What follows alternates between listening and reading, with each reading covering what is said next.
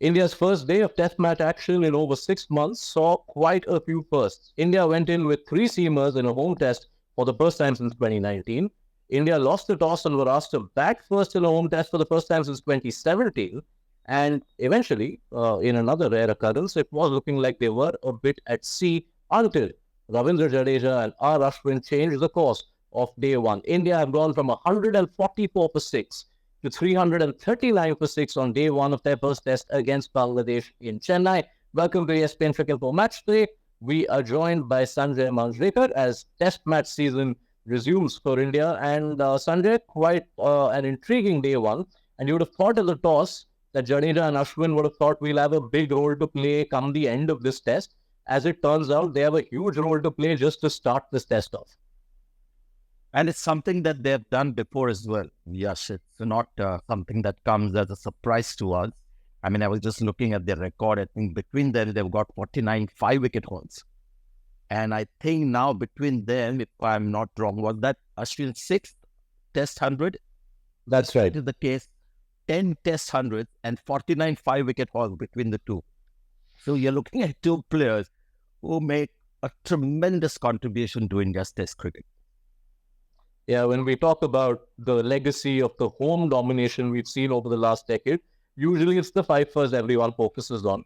But you look at the batting contributions, and that's a case study in itself.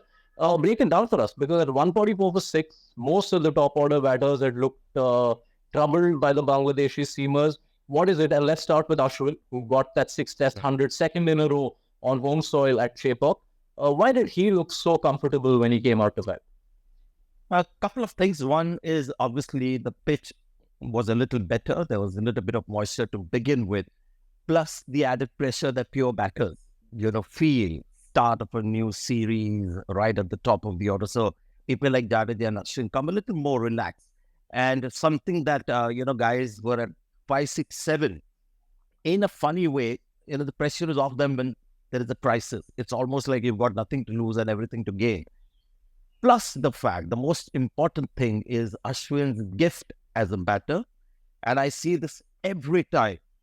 And I see the bowlers being shell-shocked because they're bowling so well, good length, right areas, outside the off-stump, the channel. And then Ashwin comes in and they do the same thing. And that ball gets punished for 4. Not once, but 3, 4, 5 times. And that puts them off. And I've tweeted this right now. The right area that bowlers talk about are the wrong areas to bowl to Ashwin. If I was the fielding captain with Ashwin's threat almost imminent, I would say with him, try something that you don't bowl to the other batsman. Forget the short of length, good length ball outside off. Go for the Yorker. Straight up, right under his eyes, or bowl the bouncer, because he's got such beautiful hands, plays the ball late, one of the very few flag bearers of this generation who plays a lot of the back foot and plays the ball late. So all those things combined just, got us to witness a wonderful innings. Yeah, and in Jadeja's case, Jadeja, the batting resource, has only gone from strength to strength in the last 5 or 6 years. You look at that last session, Sanjay, 163 runs coming in 32 overs. That's 5 per over. Some references of ash ball coming up on Twitter through the evening.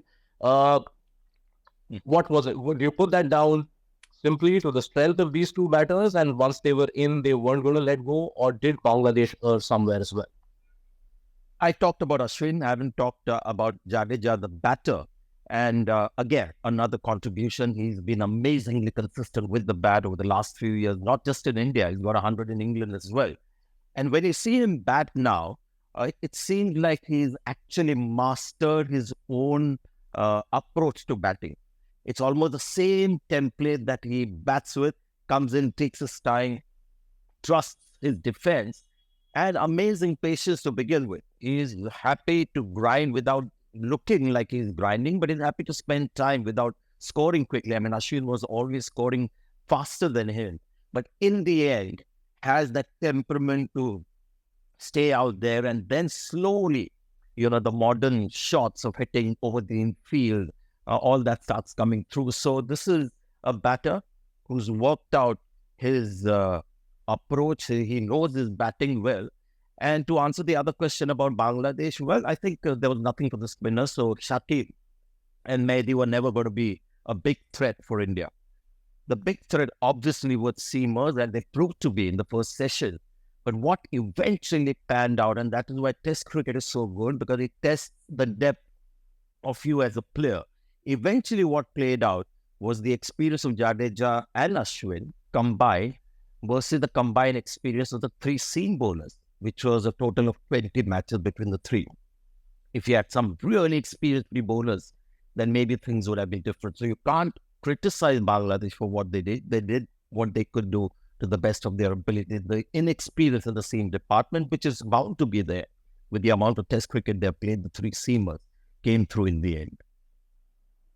All right, let's talk up the one bit of the day which was going Bangladesh's way. The man who set them on the way to ascendancy halfway through day one, Hassan Mahmud, because India in a rare position where they've been asked to bat in a home test and then being outdone by what would look like a pace attack, but if you break the numbers down, it was effectively Hassan Mahmud operating on his own because the other two pacers weren't having such a great day. What to you stood out, Sanjay, about the way Hassan Mahmud operated, especially in the first session? When you start off an innings and it's a fresh pitch, you have the new ball in your hand, that's when pace is not important. And he sacrificed his pace. He was bowling in the early 130s. He can bowl a lot quicker. You'll see him in white ball cricket, and you'll see him bowling a lot quicker. So all he focused on was the line, but more importantly, the leg. Tuskin at the other end was bowling a good line, but just short enough for the batters to get some leeway. If you saw the first, DRS appeal with Rohit Sharma, it was to a ball that was full. He got out eventually to a ball that was rather full. Shubman Gill down the leg side was a full ball. Virat Kohli, typical dismissal, full ball. So length was the key with Hassan Mahmud, and that sort of separated him from the other two. Doesn't happen too often that a visiting pacer rocks India this way in a home test, especially to start things off. But we have to consider the other 32 overs of pace between Tuskin and Nahir, which have hurt Bangladesh. They've cost 127 runs. Is that what's going to cost them when you assess this test match at the end? Yeah, I mean, Tuskin may have been around for a long time, but he's not played a load of test matches. I think just about 13 test matches for him. So typically started off with the new ball. He's a big boy and hit the deck like, how South Africans do. And that's what he did. And later on, when he came for his second and third spell, the pitch had improved. And that is the thing, when you prepare a pitch that's pace-friendly to begin with, you should never forget that inherently it's an Indian pitch and it will have its Indian nature. So when you don't make a right turn, it will flatten out. And that's what happened in the last two sessions, where the pitch really flattened out, more so for the spinners. But you'll see Indian seamers in that period when the pitch is a little flatter, bowl better than the Bangladeshi seamers did, but it's not fair to compare India's seam attack with Bumrah Siraj versus a combined experience of 20 test matches. So, yeah, that's how that day panned out for the seamers. And as much as it was a spicy wicket, spicier than usual wicket, if I may, through the first half of the day, your thoughts on the Indian batting and the effort that saw them reduced to 144 for 6? Understandable. When you have to bat on a pitch like this, first time Rohit Sharma was going to bowl as well. So they all saw the pitch and realized, the first 1 hour or maybe the whole session was going to be a bit tricky. It's the case that, it's something that you get at the Wankhede Stadium virtually every test match, where the first 1 hour is quite challenging. And that's where, Rohit Sharma had his work cut out. He was doing what he does best, take his time. But two good balls in the right lane got him into trouble. Shubman Gill, again, early stages of his innings, gets across outside off and, goes for a ball that's down the leg side. Virat Kohli's was a typical dismissal that we ourselves have analyzed 100 times on ESPN Cricinfo. So, yes, it was a case of these three batters coming in when the conditions were tough. And I said, a few weeks back as well, that considering that the amount of Rohit Sharma and Virat Kohli, the amount of international matches that they played in the last 5 years, they could have been picked for the Duleep Trophy. And I'm sure that time out there would have just helped them, at least in the first innings, where they suddenly came out, cold and having had to bat first. The only batter we haven't touched was there were runs for Yashasvi Jaiswal, Rishabh Pant making a comeback to Test cricket and looked good. KL Rahul, when you were setting up the game for us, you felt that KL Rahul versus Sarfaraz Khan is not as straightforward a selection choice. Rahul got the nod. What did you make of his effort?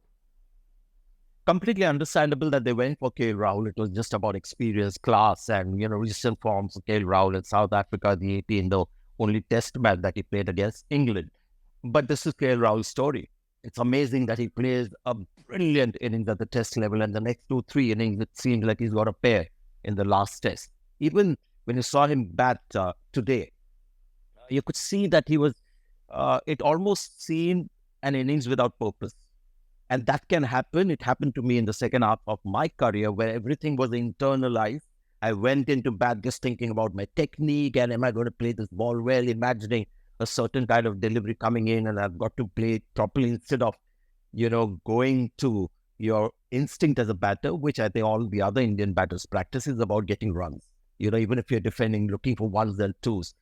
So I think that is more a temperamental problem with KL Rahul that has plagued him for 50 Test matches because the numbers that he has, he's got some brilliant hundreds, but an average of 34. He's got hundreds, not one or two, quite a few. And in testing conditions, but the average 34 tells you about his temperament, and that we got a look at it today as well. Let's hope things improve for him in the second innings.